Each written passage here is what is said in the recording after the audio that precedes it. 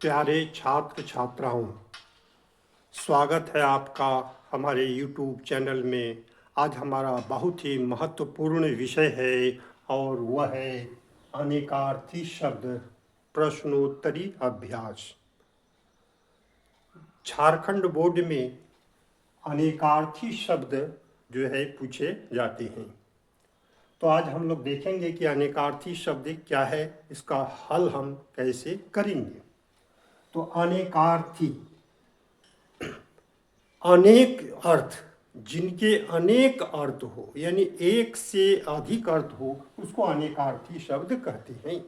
और भिन्न भिन्न अर्थ हो और वो भिन्न भिन्न वस्तुओं को संदर्भित करता हो तो उसको अनेकार्थी शब्द कहते हैं। इसका विपरीत समानार्थी शब्द, समान अर्थ वाले यानी पर्यायवाची शब्द जो है होता है।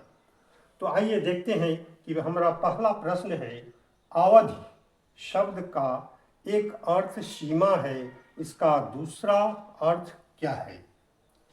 तो इसमें हम क्या करेंगे, यदि हम सीधे उत्तर पर नहीं जा पाते हैं तो उन्मूलन विधि का प्रयोग करेंगे। तो अवधि, अवधि मीन्स आवश्यक नहीं हो सकता है, अवस्था नहीं हो सकता है, आराम नहीं हो सकता है। तो अवधि का दूसरा अर्थ समय है। प्रश्न पत्र में लिखा रहता है अवधि 3 घंटे, तो अवधि का अर्थ होता है समय। अवधि समय, तो अवधि काल को कहते हैं, समय को कहते हैं, यह समय को संदर्भित करता है। तो अवधि का एक अर्थ सीमा है, समय सीमा है, और दूसरा अर्थ इसका समय है। दूसरा प्रश्न, गुरु शब्द का एक अर्थ शिक्षक है, इसका दूसरा अर्थ क्या है। तो गुरु शब्द का एक अर्थ शिक्षक है, प्रश्न को ध्यान से पढ़िए, एक अर्थ शिक्षक है, इसका दूसरा अर्थ क्या है। तो बच्चे मार देंगे कि शिक्षक है तो दूसरा अर्थ अध्यापक है। नहीं, ये पर्यायवाची शब्द है। शिक्षक का पर्यायवाची समानार्थी शब्द है, अनेकार्थी शब्द ये नहीं है। आचार्य भी अनेकार्थी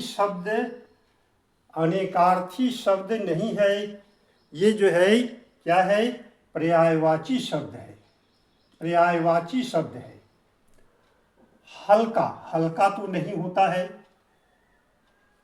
क्यों। गुरु, गुरु का विपरीत होता है क्या, लघु। तो विपरीत शब्द हल्का हो सकता है, गुरु का विपरीत हो गया हल्का। गुरु का एक अर्थ शिक्षक तो दूसरा अर्थ भारी, गुरु मीन्स भारी। तो इसीलिए बच्चों को ध्यान देने की आवश्यकता है कि बच्चे बड़ी आसानी से मार देंगे शिक्षक तो अध्यापक। तो ये समानार्थी शब्द हुआ, अनेकार्थी शब्द ये नहीं हुआ। तीसरा प्रश्न, निम्न में से कौन सा श्वेत का अनेकार्थक शब्द नहीं है। प्रश्न पर ध्यान दीजिए कि नहीं है, अनेकार्थक शब्द नहीं है। तो श्वेत, श्वेत का अर्थ होता है उजाला, यानी पर्यायवाची शब्द इसका है उजाला। दूसरा सफेद भी इसका एक तरह से पर्यायवाची है, सफेदी, सफेद का गुण है। तो अनेकार्थी शब्द ये सब, तो ये सब जो है क्या हो गया, पर्यायवाची शब्द जैसा हो गया। और जो विपरीत शब्द है, श्वेत का विपरीत हो गया श्याम, तो ये श्याम जो है क्या होगा, अनेकार्थी शब्द ये नहीं है, ये विपरीत शब्द है, ये विपरीत शब्द है, अनेकार्थी शब्द नहीं है। अगला प्रश्न 4, कर शब्द का एक अर्थ हाथ है, कर मीन्स हाथ, इसका दूसरा अर्थ क्या हो सकता है। तो हम उन्मूलन विधि, डायरेक्ट यदि नहीं पहुंच पाते हैं तो उन्मूलन विधि का प्रयोग करेंगे। तो कर मीन्स हाथ, तो कर हम नाक कहीं नहीं पढ़े हैं, जानते हैं, कान नहीं होगा, पैर नहीं होगा तो किरण हो सकता है, और ये किरण होगा। तो किरण इसका आंसर हो गया। अब आइए पांचवा प्रश्न। हार शब्द का एक अर्थ पराजय है, हार गया, हारना। इसका दूसरा अर्थ क्या है? तो यहाँ दिया है कि हार का जीतना, तो हारना जीतना ये विपरीत शब्द है, तो ये नहीं होगा, अनेकार्थी नहीं होगा, जीत नहीं होगा, सफलता नहीं होगा, तीनों एक ही जैसा है। यानी ये हार का उल्टा शब्द है। हार का उल्टा जीत, जीत जीतना सफलता, तो उल्टा नहीं। हार का एक अर्थ पराजय है, तो दूसरा अर्थ हार का मीन्स माला। हम लोग हार शब्द का प्रयोग करते हैं माला के रूप में। तो अब प्रश्न नंबर 6। रस शब्द का एक अर्थ आनंद है, इसका दूसरा अर्थ क्या हो सकता है? तो रस का अर्थ एक अर्थ हुआ आनंद, तो रस का दूसरा अर्थ क्या हो सकता है? तो यदि हम सीधे उत्तर तक नहीं पहुंच पाते हैं तो हम उन्मूलन विधि का प्रयोग करेंगे।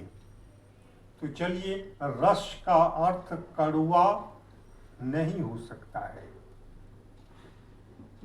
दुख नहीं हो सकता है, काव्य नहीं हो सकता है, फल का अर्क, अर्क मीन्स रस, तरल, फल के तरल पदार्थ को क्या कहते हैं? रस कहते हैं। तो चूंकि ये फल से संबंधित है, फल का अर्क, अर्क मीन्स तरल, तो ये हो गया फल का अर्क, इसका आंसर हुआ। अब 7 नंबर। तीर शब्द का एक अर्थ बाण है, इसका दूसरा अर्थ क्या है? तो तीर हम पहले सीधे पहुंचने का प्रयास करते हैं, तो तीर लक्ष्य, निशाना, धनुष, किनारा, तो हम सीधे इसको पकड़ सकते हैं। तीर मीन्स से किनारा होता है, नदी के तीर, जमुना के तीरे, तो तीर मीन्स से किनारा होता है। तीर माने लक्ष्य नहीं होता है, निशाना नहीं होता है, धनुष नहीं होता है। तीर का अर्थ हम सीधे पहुंच गए, किनारा। उन्मूलन विधि का प्रयोग इसमें नहीं किए। 8 नंबर। नाग शब्द का एक अर्थ सांप है, नाग मीन्स सांप, इसका दूसरा अर्थ क्या हो सकता है? तो हम सीधे पहुंचने का कोशिश करते हैं, देखते हैं। नाग मीन्स घोड़ा, नाग का अनेकार्थी शब्द घोड़ा, शेर, हाथी, बिल्ली,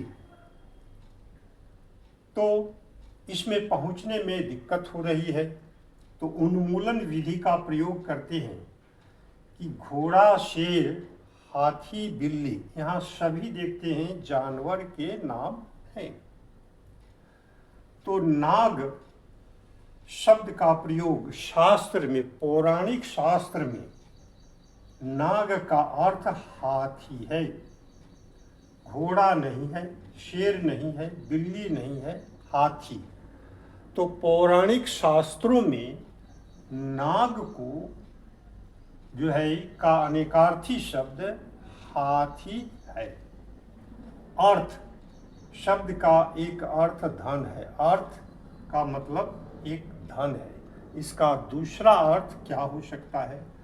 तो हम हानि, तो अर्थ मीन्स हानि नहीं होगा, लाभ नहीं होगा, उन्मूलन विधि, हानि नहीं होगा, अर्थ का अनेकार्थी शब्द, हानि नहीं होगा, लाभ भी नहीं होगा, व्यापार भी नहीं होगा, प्रयोजन मीन्स उद्देश्य, तो प्रयोजन हो सकता है, क्योंकि अर्थ, तुम्हारा कहने का अर्थ क्या है, यहाँ आने का अर्थ क्या है, तुम्हारे स्कूल आने का अर्थ क्या है, मतलब प्रयोजन क्या है। तो प्रसंग के अनुसार ये प्रयोजन हुआ। अंबर शब्द का एक अर्थ वस्त्र है, अंबर का वस्त्र, इसका दूसरा अर्थ क्या होगा। तो अंबर हम उन्मूलन विधि से देखेंगे। अंबर माने पानी नहीं हो सकता है, पहाड़ नहीं हो सकता है, जमीन नहीं हो सकती है। तो हम देखते हैं अंबर माने आकाश हो सकता है। तो ये आकाश क्या है, अनेकार्थी शब्द है। तो इसी तरह से हमें अभ्यास करना है।